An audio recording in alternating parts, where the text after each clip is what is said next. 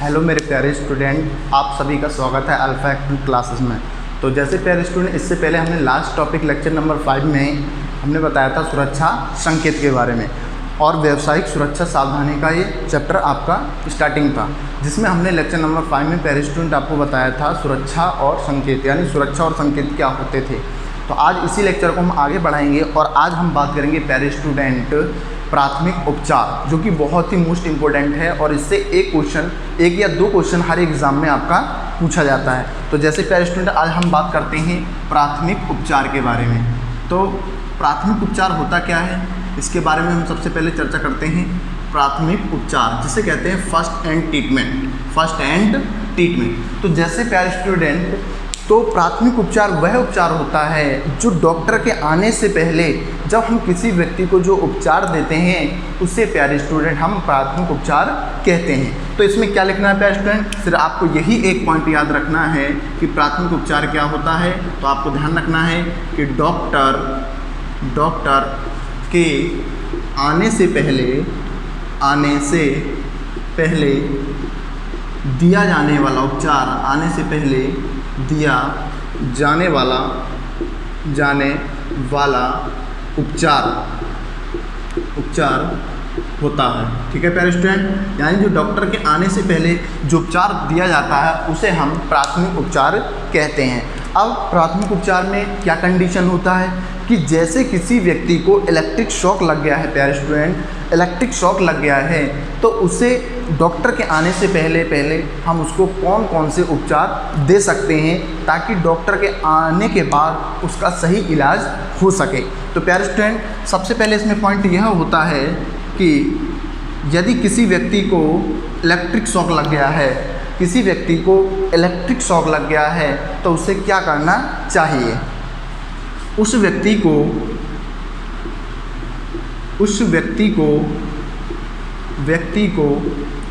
किसी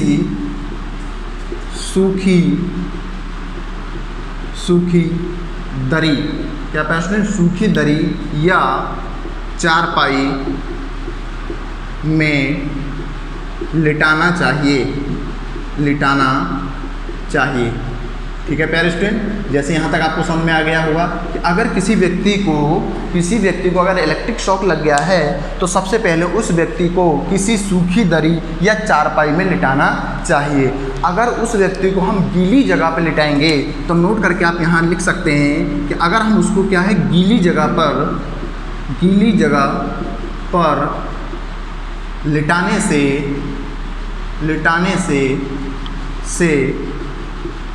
उस व्यक्ति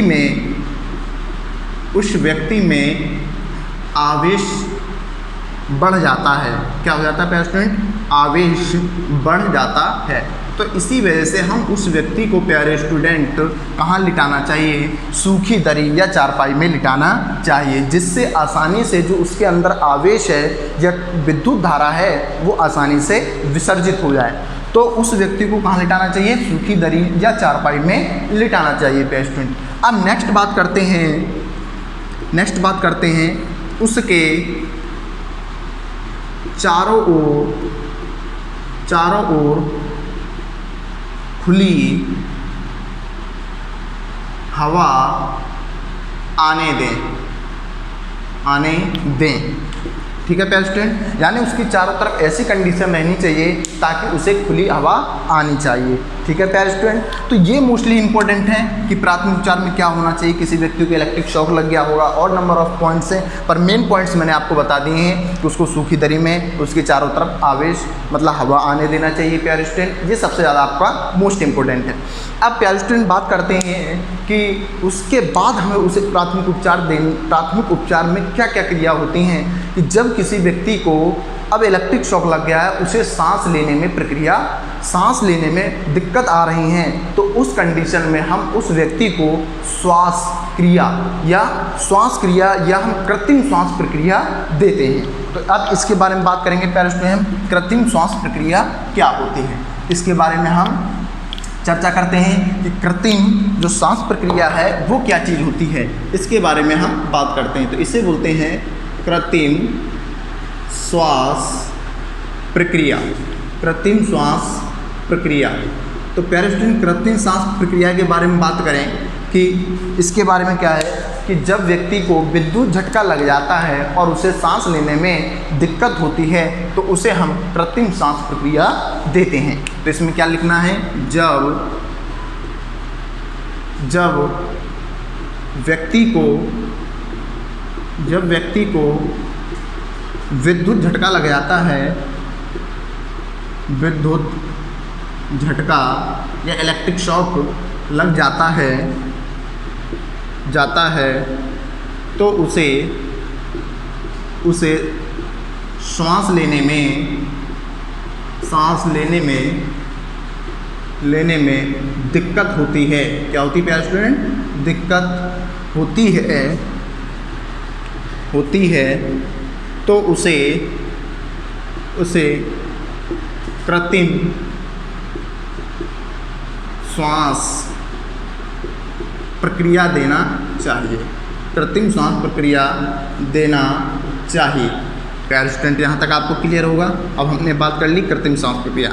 अब बात करते हैं कि कृत्रिम सांस प्रक्रिया कितने प्रकार की होती है। तो प्यारे स्टूडेंट, जो कृत्रिम सांस प्रक्रिया हैं वो मुख्य आपकी 4 प्रकार की होती हैं। तो नेक्स्ट पॉइंट आपको लिखना है प्यारे स्टूडेंट, कृत्रिम श्वास प्रक्रिया 4 प्रकार की होती हैं। कितने प्रकार की होती हैं प्यारे स्टूडेंट? 4 प्रकार की होती हैं। 4 प्रकार की होती हैं। अब ये कौन कौन से होती हैं प्यारे स्टूडेंट? इन विधियों को हमें पढ़ना है बहुत ही बारीकी से। सबसे ज़्यादा एग्जाम में इन्हीं से क्वेश्चन पूछा जाता है इस चैप्टर में। तो सबसे पहले आपकी प्यारे स्टूडेंट होती है सिल्वेस्टर विधि। कौन सी विधि होती है? सिल्वेस्टर विधि बहुत ही इम्पोर्टेंट है और बहुत ही अच्छी विधि है ये सिल्वेस्टर विधि। इसके बाद होती है प्यारे स्टूडेंट शेफर विधि। कौन सी विधि होती है? शेफर विधि। इसके बाद है आपकी मुंह से मुंह विधि। प्यारे स्टूडेंट, यहाँ तक आपने सभी लिख लिया होगा। नेक्स्ट बात करें इसके बाद प्यारे स्टूडेंट मुंह से नाक विधि। प्यारे स्टूडेंट, जैसे यहाँ तक हमने आपको बता दिया है कि मुख्य 4 प्रकार की विधियाँ होती हैं। सिल्वेस्टर विधि, शेफर विधि, मुंह से मुंह विधि और मुंह से नाक विधि होती है प्यारे स्टूडेंट। अब बात करते हैं प्यारे स्टूडेंट कि सिल्वेस्टर विधि क्या होती है, शेफर विधि क्या होती है, मुंह से मुंह विधि क्या होती है और मुंह से नाक विधि क्या होती है, और सबसे इम्पोर्टेंट हमारे लिए सबसे अच्छी विधि कौन सी होती है, इसके बारे में हम चर्चा करेंगे। तो प्यारे स्टूडेंट, इसको मैं रफ कर देता हूँ। नेक्स्ट आगे हम बात करते हैं एक एक विधि के बारे में कि सिल्वेस्टर विधि क्या होती है, शेफर विधि क्या होती है, मुँह से मुँह विधि क्या होती है, प्यारे स्टूडेंट मुँह से नाक विधि क्या होती है। तो नंबर 1 हम बात आप करेंगे इम्पोर्टेंट। नंबर 1 होती है प्यारे स्टूडेंट सिल्वेस्टर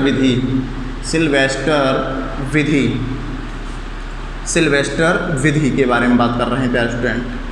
तो जैसे प्यारे स्टूडेंट इसका नाम है, अब मैं इसको बहुत ही ट्रिक से आपको बताऊंगा कि जैसे इसका नाम है सिल्वेस्टर विधि, तो सबसे पहले इस विधि में ये विधि कब प्रयोग की जाएगी?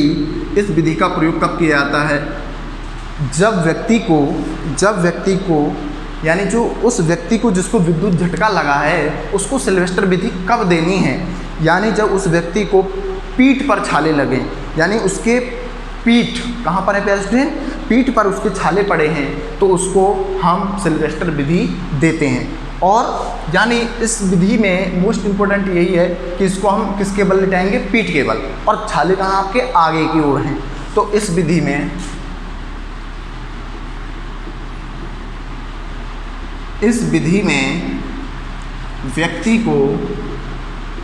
व्यक्ति को पीठ के बल लिटाया जाता है।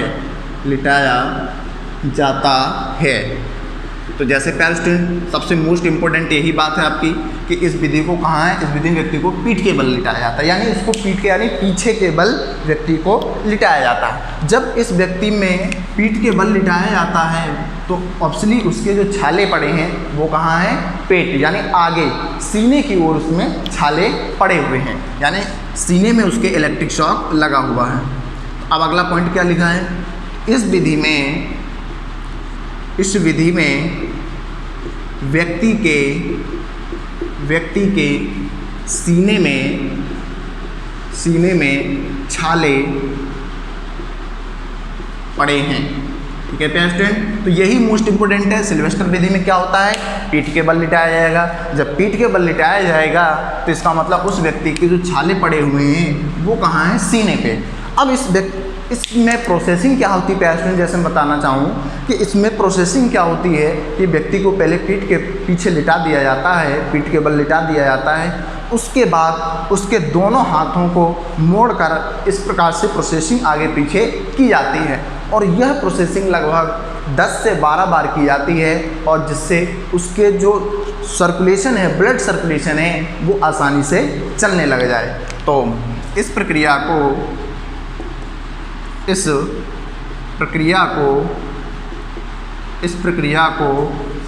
10 से 12 बार या 10 से 12 मिनट तक कह सकते हैं आप हैं, 10 से 12 बार किया जाना चाहिए। और उसके बाद क्या करना चाहिए प्यारे स्टूडेंट, आपको डॉक्टर को इन्फॉर्मेशन करनी चाहिए ताकि उसको सांस लेने में जो दिक्कत आ रही है वो कम हो सके। अब नेक्स्ट बढ़ते हैं प्यारे स्टूडेंट हम सैफर विधि पे। कौन सी विधि प्यारे स्टूडेंट, सैफर विधि। तो जैसे इसका मैं ट्रिक्स आपको बताऊंगा कि सैफर विधि कहाँ से प्रयोग हो रही है। तो जैसे इसकी है सैफर विधि द्वारा। तो इसमें क्या होता है प्यारे स्टूडेंट, जो सैफर विधि है इसमें व्यक्ति को, अब सैफर है यानी इसमें व्यक्ति को पेट के बल लिटाया जाता है, और छाले आपके कहाँ पड़े होंगे प्यारे स्टूडेंट, पीठ पे पड़े होंगे। यानी जो इसको इलेक्ट्रिक शॉक लगा होगा वो आपको उस व्यक्ति के पीठ पर लगा होगा। तो इसमें लिखेंगे प्यारे स्टूडेंट, इस विधि में व्यक्ति को पेट के बल लिटाया जाता है।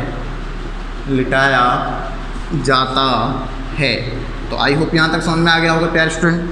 अब हम बात करें प्यारे स्टूडेंट कि इसमें उस व्यक्ति के छाले कहाँ पड़े होंगे। इस विधि में व्यक्ति के छाले पीठ पर कहाँ होंगे प्यारे स्टूडेंट, यही मेन बात है आपको प्यारे स्टूडेंट, छाले पीठ पर पड़े होंगे, तभी इस विधि का प्रयोग हम करते हैं प्यारे स्टूडेंट। ठीक है प्यारे स्टूडेंट, और इस विधि को भी हम लगभग 10 से 12 बार करते हैं। इसमें वही प्रोसेसिंग है प्यारे स्टूडेंट, हाथ को ऊपर नीचे करना है, ब्लड सर्कुलेशन को हमें बढ़ाना है। इस विधि को 10 से 12 बार किया जाता है, 10 से 12 बार किया जाता है। तो यहाँ तक आई होप समझ में आ गया होगा प्यारे स्टूडेंट। तो जैसे आपने दूसरी पढ़ी सैफर विधि, इसमें से आपको मोस्टली या तो ये क्वेश्चन पूछता है या तो ये क्वेश्चन पूछा जाता है कि विधि किसको दी जाती है, जब पेट के बल लिटाया जाता है तो व्यक्ति के छाले पीठ पर पड़े होते हैं। कितनी, 10 से 12 बार आपको ये विधि 10 से 12 बार प्रक्रिया ये की जाती है प्यारे स्टूडेंट। अब हम बात करें प्यारे स्टूडेंट आगे, सैफर के बाद हम बात करते हैं मुँह से मुँह विधि। ये बहुत ही अच्छी विधि है और सर्वोत्तम विधि मानी जाती है। तो हम तीसरी विधि के बारे में बात करते हैं प्यारे स्टूडेंट। इस विधि का नाम है मुँह से मुँह विधि।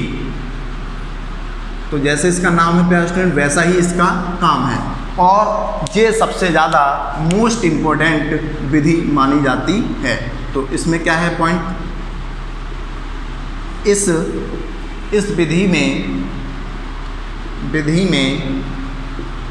व्यक्ति को पीठ के यानी पीठ के बल लिटाया जाएगा, पेट आगे होगा। इस विधि में व्यक्ति को पीठ के बल लिटाया जाता है।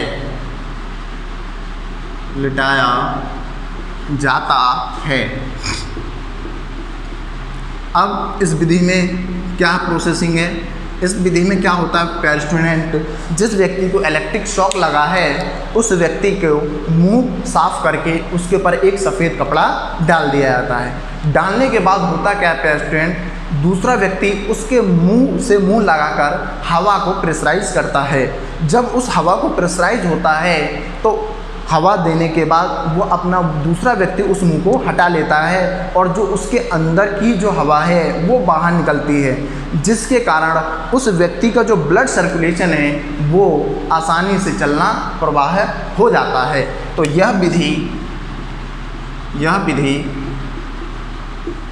सबसे अच्छी विधि है, क्योंकि प्यारे स्टूडेंट ये बहुत ही जल्दी स्टार्ट की जाती है। तो ये कई बार पूछा गया सबसे सर्वोत्तम विधि कौन सी है, तो आपको ध्यान रखना है मुंह से मुंह विधि है। यह विधि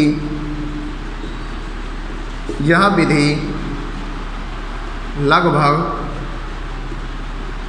आधे घंटे यानी 30 मिनट तक देनी चाहिए।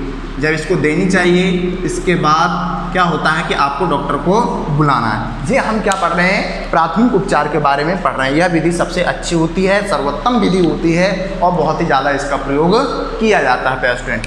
अब हम बात करते हैं डी विधि। इसका विधि का नाम है प्यारे स्टूडेंट मुँह से नाक विधि। मुँह से नाक विधि प्यारे स्टूडेंट, जैसे इसका नाम है प्यारे स्टूडेंट मुँह से नाक विधि, उसी प्रकार से इसका काम भी है। तो प्यारे स्टूडेंट सेम विधि ये भी है, पर इसका प्रयोग हम जब करते हैं जब हमें नाक द्वारा उसकी हवा को बाहर निकालना होता है। तो आई होप जहाँ तक आपको ये सब समझ में आ गया होगा प्यारे स्टूडेंट, कितनी विधियाँ होती हैं, प्राथमिक उपचार क्या होता है, इसमें विधियाँ कितनी होती हैं। सबसे ज़्यादा मोस्ट इम्पोर्टेंट इन विधियों से मुँह विधि का प्रयोग किया जाता है।